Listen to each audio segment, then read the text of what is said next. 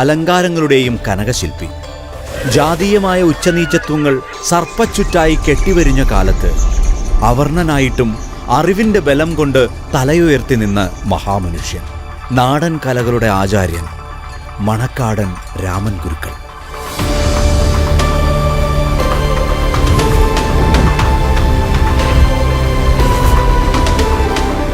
മാന്ത്രികൻ, കവി, സംസ്കൃത പണ്ഡിതൻ, വൈദ്യൻ എന്നീ നിലകളിൽ കാലത്തിൽ അടയാളമിട്ട് മണക്കാടൻ ഗുരുക്കളെക്കുറിച്ച് എഴുതപ്പെട്ട രേഖകളില്ലെങ്കിലും 15-ാം നൂറ്റാണ്ടിൽ ജീവിച്ചിരുന്നു എന്നാണ് വിശ്വാസം. വണ്ണാൻ സമുദായമായ മണക്കാട്ടിലെ രാമൻ്റെ അമാനുഷിക സിദ്ധിയെക്കുറിച്ച് കേട്ടറിഞ്ഞ കോലത്തിരി രാജാവ് രാമനെ കൊട്ടാരത്തിലേക്ക് ക്ഷണിച്ചു. നായർ തറവാട്ടിൽ നിന്നുള്ള തൻ്റെ ശിഷ്യനെയും കൂട്ടി രാമൻ പുറപ്പെട്ടു. അത്ര എളുപ്പത്തിൽ തന്നെ വന്ന് കാണാൻ രാജാവ് രാമന് സമ്മതം നൽകിയില്ല. കൊട്ടാരത്തിലേക്കുള്ള വഴിനീളെ നിരവധി പരീക്ഷണങ്ങൾ രാമന് നേരിടേണ്ടി വന്നു. പെരുമ്പ പുഴക്കടവും കുപ്പങ്കടവും കാലിമേയുന്ന പാറയും കഴിഞ്ഞ് രാമൻ വളപട്ടണം പുഴക്കരയെത്തി. എത്ര കൂവിയിട്ടും അക്കരെ നിന്ന് തോണി എത്തിയില്ല. രാജാവിൻ്റെ തീരുമാനമാണതെന്ന് തിരിച്ചറിഞ്ഞ രാമൻ തൻ്റെ പനയോലക്കുട പുഴയിൽ കമിഴ്ത്തി അതിൽ കയറി യാത്ര പൂർത്തിയാക്കിയെന്ന് വിശ്വാസം. കഴിഞ്ഞില്ല കഥ. കൊട്ടാരത്തിലെത്തി ഊണിനായി പടനായകന്മാർക്കൊപ്പം പന്തലിലിരുന്ന രാമന് വാഴയില കൊണ്ടുവന്നപ്പോൾ വിലക്കി. നിസ്സംഗതയോടെ മടിയിൽ 4 മടക്കി വച്ച കുമ്പളത്തില രാമൻ നിവർത്തി മുന്നിൽ വച്ച് ഊണ് കഴിച്ചു. പടനായകന്മാരെ പോലെ രാമനും എച്ചിലില എടുക്കാതെ എഴുന്നേറ്റു. കുമ്പളത്തില രാമൻ മുന്നേ കരുതിയത് രാജാവിൽ നിന്നും നായന്മാരിൽ നിന്നും അപമാനിതനാവാതിരിക്കാനുള്ള മുൻകരുതലോടെയാണ്. രാജാവ് രാമന് എറിഞ്ഞുകൊടുത്ത മുറുക്കാൻ കെട്ടിൽ അടക്കയില്ല. ചെറുചിരിയോടെ തൊട്ടടുത്തുള്ള കവുങ്ങിന് നേരെ രാമൻ കൈനീട്ടി. കവുങ്ങ് തലകുമ്പിട്ട് രാമൻ്റെ കയ്യിൽ പഴുത്തൊരടക്ക നൽകി. രാമ, ഈ ലോകം മാത്രമല്ല, പരലോകം എന്നൊരു ലോകമുണ്ട്. അതെന്നെ ഒന്ന് കാണിക്കാമോ എന്ന് രാജാവ് പരിഹാസത്തോടെ ചോദിച്ചപ്പോൾ ഉണ്ടനൂലിൽ രാജാവിനെ കെട്ടി ആകാശത്തേക്കുയർത്തി രാമൻ. മരണത്തിൻ്റെ പേടിയിൽ രാജാവ് രാമന് നേർക്ക് ദൈന്യതയോടെ കൈകൂപ്പി.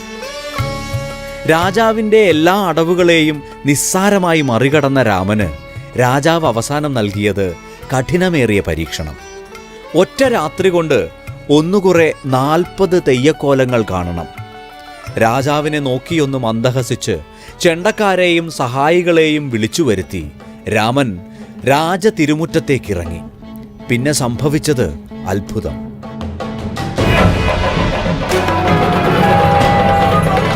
ചെണ്ടയുടെ ഉറഞ്ഞുകൊട്ടലിൽ ഗുണം വരണേ എന്ന അനുഗ്രഹ വിളികളുമായി ചുവന്ന പട്ടണിഞ്ഞ് ഒരു തെയ്യത്തിൽ നിന്നും മറുതെയ്യത്തിലേക്ക് രാമൻ പകർന്നാടി. കണ്ണും കാണൂല ചെവിയും കേൾക്കൂല തൊണ്ടച്ചന്, എന്നാൽ കരിമ്പാറമേൽ കരിമ്പനിരിയുന്നത് കാണാം, നല്ലിച്ചപ്പ് കൂപത്തിൽ വീഴുന്നത് കേൾക്കാം എന്നുരിയാടുന്ന തൊണ്ടച്ചൻ തെയ്യമായി. ശിവകോപമായി ഉറഞ്ഞുയരുന്ന വൈരജാതനായി വേട്ടയ്ക്കൊരു മകനായി നെരുപ്പിൽ വീണു.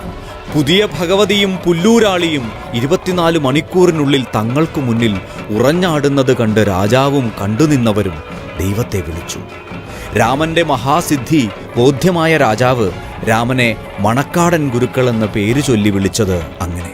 നമുക്കറിയാം, കേരളത്തിൽ മറ്റ് ഇതര കലാരൂപങ്ങളുണ്ട്. കഥകളി ആയാലും ഓട്ടംതുള്ളലായാലും അതെല്ലാം പ്രോപ്പർ ഒരാളുടെ പേരിലാണ് അറിയപ്പെടുന്നത് ഇന്നാണ്. പക്ഷെ എന്താണ് നമ്മളെ കേരളത്തിൽ നമ്മൾ വടക്കൻ മലബാറിലെ മണക്കാടൻ ഗുരുക്കളെ കുറിച്ച് ഇന്നും അത് ചില സ്ഥലങ്ങളിൽ മാത്രം പ്രതിപാദിക്കുന്നതല്ലാതെ ഒരു ആധികാരികമായി ആരും ഇന്നെ അവരെ രേഖപ്പെടുത്തിയിട്ടില്ല മണക്കാടൻ ഗുരുക്കളെന്ന്. മണക്കാടൻ ഗുരുക്കളെക്കുറിച്ചുള്ള കഥകൾക്കപ്പുറം ചരിത്ര സാക്ഷ്യമായി ശേഷിക്കുന്ന ചിലതുണ്ടിപ്പോഴും. തുലാപ്പത്തു മുതൽ ഇടവപ്പാതി വരെ നീണ്ടു നിൽക്കുന്ന തെയ്യക്കോലങ്ങളുടെ രൂപത്തിലും ഭാവത്തിലും കമനീയതയും വ്യത്യസ്തതയും വരുത്തിയതിൽ മണക്കാടൻ ഗുരുക്കളുടെ കരസ്പർശമുണ്ടെന്നാണ് വിശ്വാസം. ഉത്തര കേരളത്തിലെ പ്രധാന തെയ്യക്കോലങ്ങളിലൊന്നായ സൗന്ദര്യത്തിന്റെ മൂർത്തിമത് ഭാവം മുച്ചിലോട്ട് ഭഗവതിയുടെ ആദ്യ കോലക്കാരൻ മണക്കാടൻ ഗുരുക്കളാണ്. ആദി മുച്ചിലോട്ടായ കരിവള്ളൂർ മുച്ചിലോട്ട് ഭഗവതി ക്ഷേത്രത്തിലെ മുച്ചിലോട്ട് ഭഗവതിയുടെ കോലമാണ് മണക്കാടൻ ഗുരുക്കൾ കെട്ടിയാടിയത്. ഇന്നും കരിവള്ളൂർ മുച്ചിലോട്ട് ഭഗവതിയുടെ കോലമണിയാൻ മണക്കാടൻ ഗുരുക്കളുടെ തറവാട്ടിലെ മണക്കാടന് മാത്രമേ കഴിയൂ. ഗുരുക്കൾ ഉപയോഗിച്ചതെന്ന് കരുതുന്ന രുദ്രാക്ഷവും ചൂരൽവടിയും തറവാട്ട് ക്ഷേത്രത്തിൽ ഇപ്പോഴുമുണ്ട്. 32 വയസ്സിൻ്റെ ഹ്രസ്വജീവിതം മാത്രമേ തെയ്യങ്ങളുടെ ആചാര്യനുണ്ടായിരുന്നുള്ളൂ. കരിവള്ളൂർ ശിവക്ഷേത്രത്തിനും മുച്ചിലോട്ട് ഭഗവതി ക്ഷേത്രത്തിനും കിഴക്കുമാറി ഓണക്കുന്ന് ദേശീയപാതയോരത്ത് സ്വന്തമായി കുടീരമൊരുക്കി പനയോലയും എഴുത്താണിയും കയ്യിലേന്തി കർക്കടകത്തിലെ കറുത്തവാവ് ദിവസമാണ് മണക്കാടൻ ഗുരുക്കൾ ഓർമ്മയായത്. എല്ലാ വർഷവും കർക്കടകം, തുലാം, കുംഭം മാസങ്ങളിലെ കറുത്തവാവ് ദിവസം ഗുരുക്കളുടെ ഓർമ്മസ്ഥലത്ത് പ്രത്യേക പൂജകൾ നടക്കും. ക്രൂരതയുടെ രക്തം പുരണ്ട വാൾത്തലപ്പുകൾ ഉയർത്തിപ്പിടിച്ച് രാജാക്കന്മാരും ഭരണാധികാരികളും സവർണരും മഹാന്മാരായി വാഴ്ത്തപ്പെടുമ്പോൾ പിന്നോക്കജാതിയിൽ പിറന്നതുകൊണ്ടാണ് മണക്കാടൻ ഗുരുക്കളുടെ ജീവിതവും ചെയ്ത കാര്യങ്ങളും മുഖ്യധാരയിൽ ആഴത്തിൽ അടയാളപ്പെടുത്താൻ മടിക്കുന്നതെന്ന് അഭിപ്രായമുണ്ട്. ആര് താഴ്ത്തിക്കെട്ടിയാലും ആര് മുഖം തിരിച്ചാലും തെയ്യച്ചിലമ്പുകൾ ദൈവത്തിന് താളമിടുന്ന കാലത്തോളം മണക്കാടൻ ഗുരുക്കൾ കനലാട്ടത്തിൻ്റെ മൂർത്തിമദ്ഭാവമായി ജ്വലിച്ചുകൊണ്ടേയിരിക്കും. നേരിൻ്റെ കൈപിടിച്ചു ജീവിച്ചവർ അങ്ങനെയൊന്നും മാഞ്ഞുപോവില്ലല്ലോ.